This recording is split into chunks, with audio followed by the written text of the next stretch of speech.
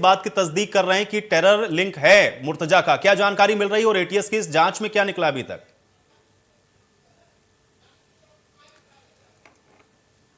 देखिए Ayush, India news के पास वो सुपर एक्सक्लूसिव तस्वीरें हैं जो जनता देख भी रही होगी।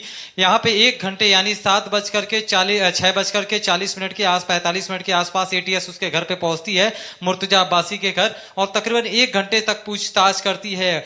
और तकरीबन 7:45-50 तक जो है एटीएस की टीम वहां पे मौजूद रहती है। और उसके बाद से 1 घंटे बाद जब वो एटीएस की दोनों गाड़ियां रवाना होती है उसके घर से, तो इतनी तेजी में वो जाती है कि अंदर की चीजों को नजर ना आए मीडिया को, लेकिन मीडिया के कैमरे में वो सारी तस्वीरें कैद होती हैं। एक जो पहली गाड़ी निकलती है उसमें एक व्यक्ति चेहरा छुपाता हुआ नजर आता है जिसे एटीएस की टीम हिरासत में लेकर जाती हुई नजर आती है। और खासी दूसरी जब गाड़ी निकलती है उसमें कुछ बैग और तमाम जो कहा जा रहा था धार्मिक बुक है उनको, और साथ ही जो है कुछ डॉक्यूमेंट्स लेकर के एटीएस यहां से रवाना हुई है। तो निश्चित रूप से आप समझ सकते हैं कि 1 घंटे तक पड़ताल, उसके बाद कुछ लोगों को हिरासत में लेकर के जाना कई सवाल खड़े करते हैं। और निश्चित रूप से इस सारे चीजों का तार कहीं ना कहीं जुड़ता हुआ नजर आएगा, जिसको लेकर के एटीएस की जांच धीरे धीरे आगे बढ़ती हुई नजर आ रही है। बिल्कुल, लेकिन सुशील जो तस्वीरें हम लोग देख रहे हैं तो इसके अंदर हम लोगों को कोई डॉक्यूमेंट दिख रहे हैं और एक शख्स है जिसको ले जा रही है एटीएस यहां से। कुछ और लोगों की गिरफ्तारी के भी इनपुट्स मिले हैं, उनके बारे में कोई जानकारी है? इसके जानकार थे, इसके साथ रह रहे थे, इसका कनेक्शन क्या है?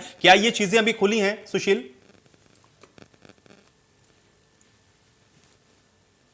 देखिए अभी कुछ चीजें खुल तो नहीं पाई हैं क्योंकि हम मौके पे थे। इंडिया न्यूज लगातार वो तस्वीरें दिखा रहा था।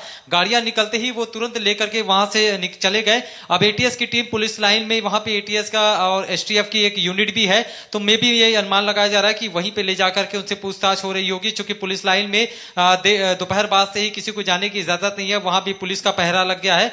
तो निश्चित रूप से यहाँ के इनके जो परिवार के कुछ लोग थे उन्हीं को हिरासत में लेके गई है। और 1 घंटे तक के पूछताछ के बाद डॉक्यूमेंट्स और तमाम चीजों को और साथ में कुछ लोगों को हिरासत में लेके जाना अपने आप में एक बेहद अहम ठीक है। लेकिन सुशील देखिए, ये बड़ा कॉन्फिडेंशियल है और एटीएस इतनी आसानी से इसको डिस्क्लोज तो नहीं करेंगे। लेकिन सुशील एक चीज ये बताएं, क्योंकि ये जो डॉक्यूमेंट्स मिले हैं, क्योंकि जो लैपटॉप बरामद हुआ था मुर्तजा के पास से या उसके पास से जिस तरह की का हम लोगों ने देखा था कि साहित्य जो मिला था या जो किताबें थी, जो बुक्स थी, या जैसी वो नारेबाजी कर रहा था, क्या ये उसी से जुड़े हुए एविडेंस हैं या उसी से जुड़े हुए कुछ ये तथ्य हैं जिसको आगे अभी जोड़ा जा रहा है, या कुछ और भी ऐसी चीजें हैं जो संदेहास्पद है जो यहां से बरामद की गई हैं? कोई और इनपुट है इस बारे में सुशील?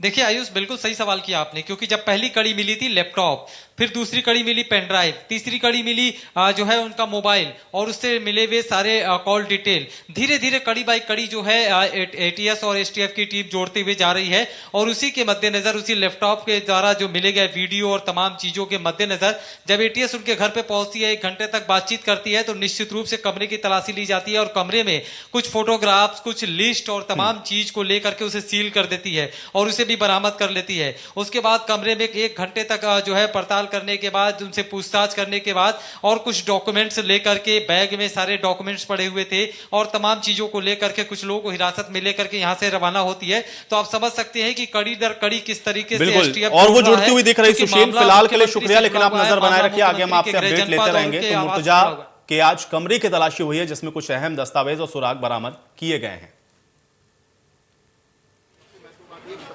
जो बैग है फिलहाल ये कहा जा सकता है कि करीब 1 घंटे की पूछताछ के बाद यहाँ से गई है और ये मुद्दा से क्या कुछ